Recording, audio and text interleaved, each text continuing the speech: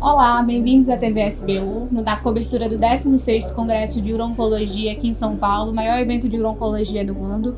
Meu nome é Isabelle Maruoca, eu sou urologista atuando em Barretos no momento. Tenho o prazer de receber aqui dois membros do Colégio Brasileiro de Radiologia, a doutora Alice Chu, médica radiologista no Hospital Moinhos de Vento em Porto Alegre e membro da Comissão Científica do Trato Geniturinário, do CBR também.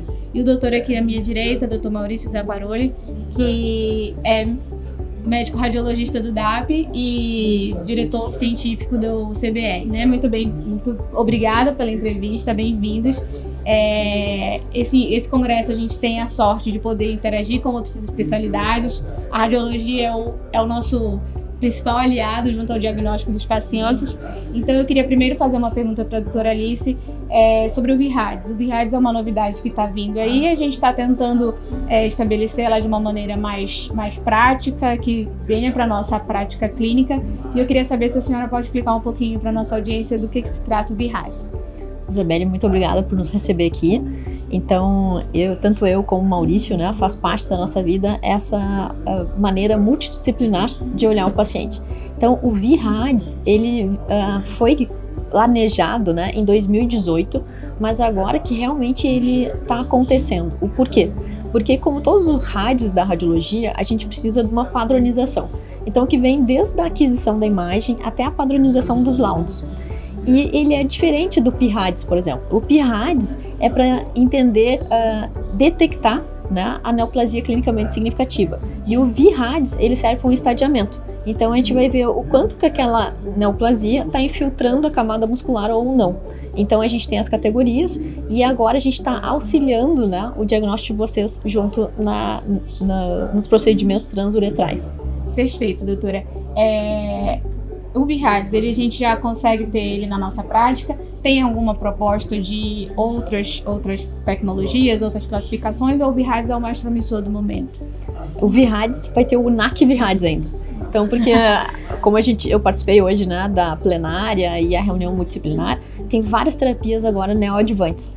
Então, a gente também vai avaliar, então tem que fazer primeiro, antes, né, do tratamento, faz o tratamento, avalia de novo com esse protocolo e vê se teve uma resposta completa ou não. Então, agora o que é promissor é o NAC VIRADS, ele já está descrito, mas ainda falta uma validação com trabalhos maiores, né, comprovando que realmente ele é bom, né, para fazer essa avaliação de resposta. Mais uma ferramenta no auxílio, né, na condução do paciente do tumor de bexiga. É um paciente que ele demanda muita investigação e esse realmente vai ser um feito muito grande nesse tratamento. Para o doutor Maurício, o que eu gostaria de perguntar é o que a gente tem de novo nas classificações para próstata. O que já é uma realidade, a gente consegue aplicar, mas o que a gente tem de novo nesse segmento, principalmente para o diagnóstico do câncer de próstata e segmento? Obrigado também, Isabelle, por nos receber aqui. É um prazer estar aqui com vocês. Como a Alice falou, essa interação multidisciplinar ela é super importante e acho que ajuda bastante os nossos pacientes, né?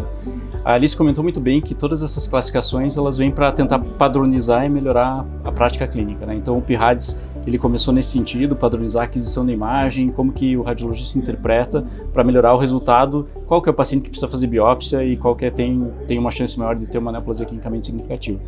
Mas daí surgiram outras classificações com o mesmo objetivo de tentar padronizar a aquisição e a interpretação para outros contextos do paciente com câncer de próstata. Então a gente tem para o paciente com vigilância ativa hoje o PRECISE. Então o PRECISE ele é uma classificação que vai avaliar a evolução do achado na próstata no paciente que está em vigilância ativa e os trabalhos têm mostrado que aquele paciente que tem uma lesão visível na ressonância magnética, mesmo com uma lesão não clinicamente significativa na biópsia, ele tem uma chance bem maior de ser reclassificado posteriormente como um risco intermediário ou alto e ter que ser submetido a um tratamento definitivo. Então você consegue estratificar melhor qual que é o risco daquele paciente ter uma reclassificação da doença no futuro, né? Então esse é o PRECISE. Mas para o paciente que já foi tratado de uma neoplasia de próstata, então que fez prostatectomia radical ou que fez radioterapia, existe também uma classificação, uma proposta que ainda não está bem amadurecida, ainda precisam também mais estudos, né, avaliando, mas que tem se mostrado promissora no ponto de vista de variabilidade interobservador e de acurácia, que é para avaliar aquele paciente com suspeita de recidiva local. Então, seja pós-prostatectomia ou pós-radioterapia, com talvez até uma utilidade maior pós-radioterapia do que pós-prostatectomia radical, e se chama PIRR, que é como se fosse o PIRADS da recorrência local. Ele também vai de 1 a 5 e ele vai estimar o risco do paciente ter uma recidiva local. Então é importante saber que existe essa classificação, porque alguns serviços de radiologia já estão utilizando, e o urologista ele pode se confundir achando que aquilo é o PIRADS, mas não é. Quando está ali o PI-RR, esse é a classificação de estratificação de risco de recorrência local. E para terapia focal tem 2 propostas de classificação. Uma é o PIFAB e a outra é o TARGETS. As 2 são recomendações de como que você deve avaliar a próstata pós-terapia focal.